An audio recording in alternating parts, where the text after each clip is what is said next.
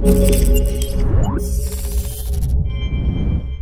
what's going on guys, Arax here, welcome back to another Monster Hunter World video. Up until this point we've spoken a lot about the melee Blade Master weapons, but considerably less so about the ranged offerings. So in this video, we're going to be talking about the light bowgun.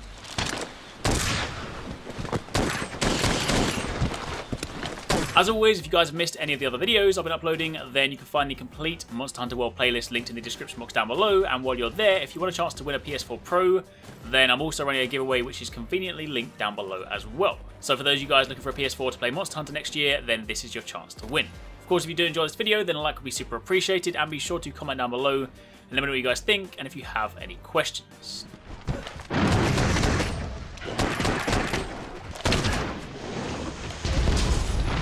Now to begin with, for those of you that are new to Monster Hunter, the light bowgun is often referred to as a support weapon alongside the hunting horn, but much like the hunting horn, it is not just a support weapon, it is also a viable weapon to use solo, especially so when you factor in some of the cool new additions it has in Monster Hunter World.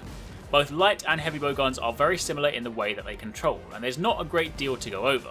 A lot of the variations in these weapons come from the ammo types you have at your disposal. The main difference between the two, however, is that with light bowgun you are considerably more mobile, able to move around with your weapon drawn at running speed, quickly repositioning, and using the plethora of ammo types available to inflict various types of damage on the monster.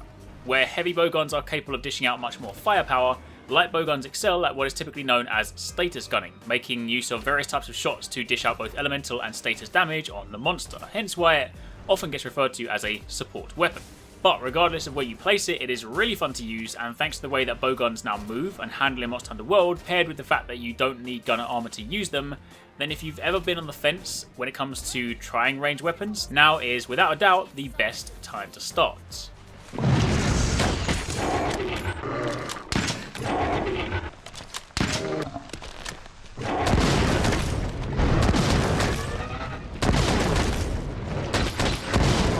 Begin by diving into the hunter notes, you can see that, as mentioned, there's not a great deal to go over, and you'll also notice that there's no useful combos tab either. After all, it's a gun, there aren't really any combos per se.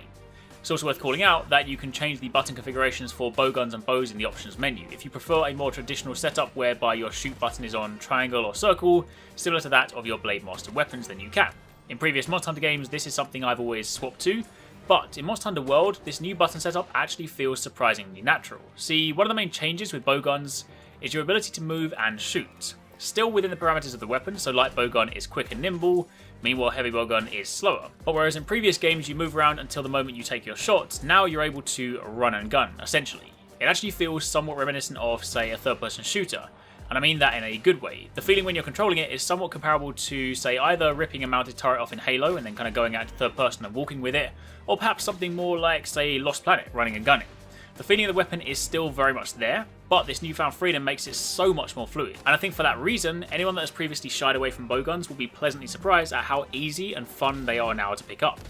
Pressing R2 is by default your fire button. This will fire out whatever ammo type you currently have equipped and loaded. And then when your ammo runs out, pressing triangle will reload whatever you currently have equipped. You can hold down L2 to bring up your crosshairs. Now it's worth calling out that the first person camera of old, the ability to aim down sights essentially, that is gone in Monster Hunter World, at least as far as I can see, unless it's hidden behind some mystical button input, but it seems like it's been swapped out. You either fire from the hip when you're looking in the right direction, or you hold down L2 to bring up these crosshairs and ever so slightly zoom in. I imagine the decision behind this is based on the way that you now move. In the past, the first person camera made sense, since anytime you were shooting, you were rooted to the ground, so you could move, set up, unload your shots, and then move again. Meanwhile now, the emphasis is on moving all the time, so a third person camera seems to make much more sense.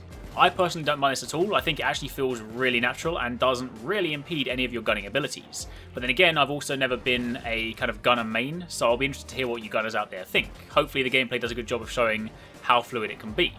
But anyway, diving back into the moves, holding down L1 and using either X or triangle will allow you to scroll through your different ammo types, kind of like the inverse to scrolling through your items. Now, ammo types are something I won't be going into great detail in this video. That is something I'll speak more about when I do my tutorials next year, since there's loads to go through, and in the limited time I had playing, I didn't really get a great deal to test each and every one of them. But during the hunt, I did still swap where possible, so you can still get a look at them in action.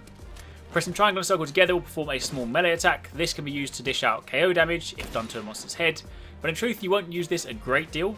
That being said, given that there are now environmental traps in Monster Hunter World, you can use this to, say, melee a flashfly to set it off, or a shock frog, or a poison plant, something similar like that. So there is still more value in having this at your disposal. With your weapon drawn, you can press X to sidestep, and if you chain multiple sidesteps together, you can also go into this little slide. It covers a fair bit of ground, so it's great for getting out of the way if you know a monster is rushing you. And then finally, one of the other cool things is this new Wyvern Blast attack. Now this is actually a special ammo type, as you can see listed on the weapon details page, similar to the heavy bowgun's Gatling Fire. So that does of course mean that not all bowguns will have this, and similarly it could also mean there are other cool special ammo types we have yet to see. But this one specifically is used by pressing circle. You'll notice that the UI indicates that you have 3 of these, and every time you use one it goes down by 1. With this, you place a bomb in the ground that sets off explosions when it's attacked. That means that the monster can set it off if it, say, hits them or throws a fireball at them or something, and similarly you can shoot it to set it off. Interestingly, it seems to last for a while, so the first few shots you set it off it just kind of does mini explosions, and then eventually it'll just blow up the whole thing. You can plant as few as 1 and as many as 3 at a time, but since they all dish out explosions together, planting them close by is actually a pretty good strategy. Once you've used them, like any other special ammo type, they regen over time, so you won't be able to use these as frequently as your base ammo types, but you can still use them a fair bit throughout the hunt. They're especially good if the monster is immobilized or trapped. It's a great way to pair it with some damage ammo types to really rack up the numbers. Now outside of that, diving back to the weapon details page for a moment, you can see that there is an option for custom mods, which is something we expect from bowguns. In this particular scenario, there aren't any applied, but I'd be willing to bet the mods will be similar to what we've seen in the past, barrels, scopes, and the like. Although perhaps given the fact that we no longer go into first-person scope, there may be something else in that place, but for the time being, we'll have to wait and see. Aside from that, there's not really much more for me to cover, at least until I can explore more bowguns and options in the final game. That is it. I'll leave you guys with another great Jagras Hunt to watch, so you can now see how the light bowgun really plays out in a fight. It is honestly super fun to use, and this is probably one of the first times in my Monster Hunter history where I'm actually super excited to use a ranged weapon. They've always been good, but I've just always been a Blade Master at heart. But this is fun. Anyway, thanks for watching, take it easy, catch you next time, peace out.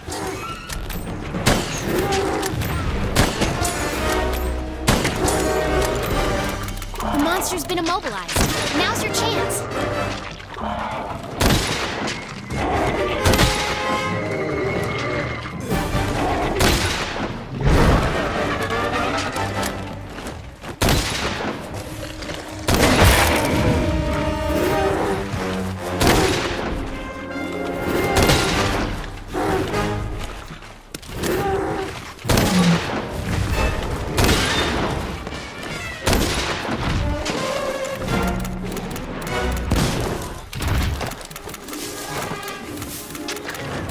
Okay, now's your chance.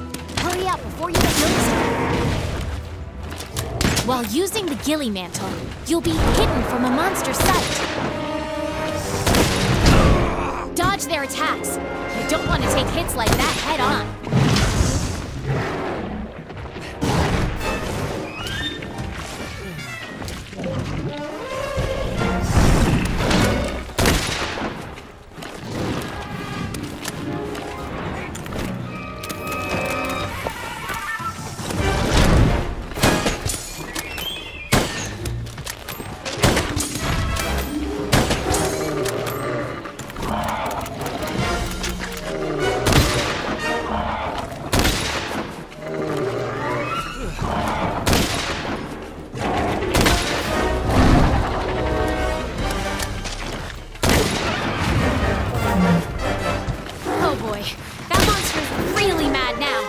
Be ready for some vicious attacks.